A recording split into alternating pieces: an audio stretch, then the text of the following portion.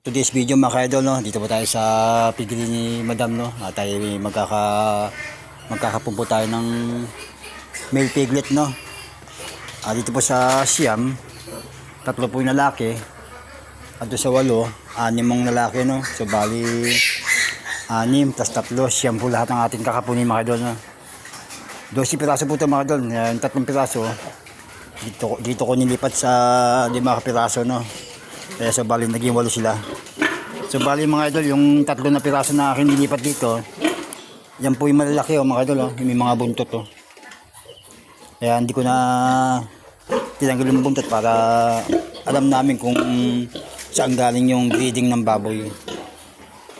Malaki po nila, mga idol, naunahan pa yung una. Bibilog po mga idol, Yan po, Yan po yung galing po sa kabila na 12 piraso na dyan ko sinailo sa 5. Kaya naging 8 sila at yung kabila naging Siam. Kaya so bali 17 po lahat ng mga idol. Dalawang inahin po, 17 po lahat ng anak niya. Naging baby ng idik ng buwan ng February.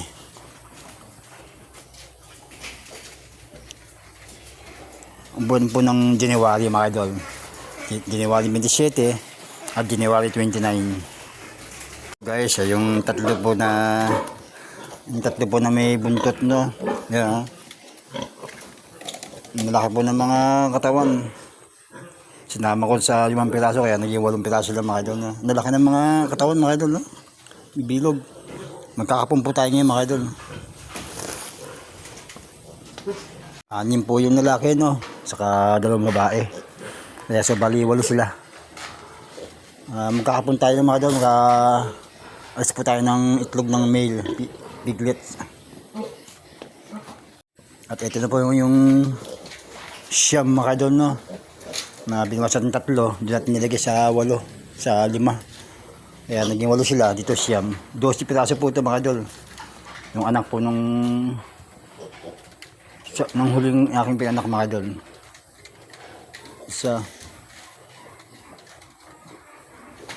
2, 3, 4 po yung lalaki, no. For today's video mga idol, no, dito po tayo sa pigilin ni Madam, no. Tayo po yung magkakastration po ng male piglet, no. Siyam na piraso po yung male piglet na sa ngayon ay 16 days na po sila mga idol, no. Naantala po nung una na 10 days sana ay may pinuntahan po yung anak niya. Ngayon lang natin na schedule para umpisahan po natin yung mga pagkakapon mga idol, no.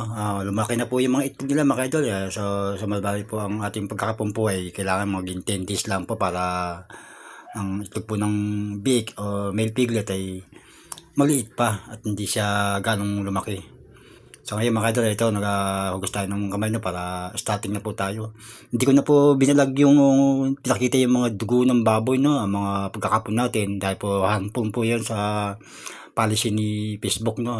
Hindi natin po kailangan ipakita yung mga ganyang mga bagay na pagkakapon. Ang importante po yung ipakita po natin sa mga baguhan na ang pagkakapon po ng baboy ay isa pong napakasilaw na bahagi na kailangan natin ingatan ng pagkakapon dahil po sa meron po mga bagay na ang pagkakaroon po ng epekto po sa kapon na piglet mga idol ay nagkakaroon po ng bukol o luslos dahil po sa kapabayaan po natin minsan ay naupo sila sa tubig o nababasaan yung kanilang mga itlog na bagong kapon mga idol. Kaya ingatan po natin yung mga piglet na mabasa para iwas po ang bukol at luslos sa paglaki nila mga idol. Yun lang po.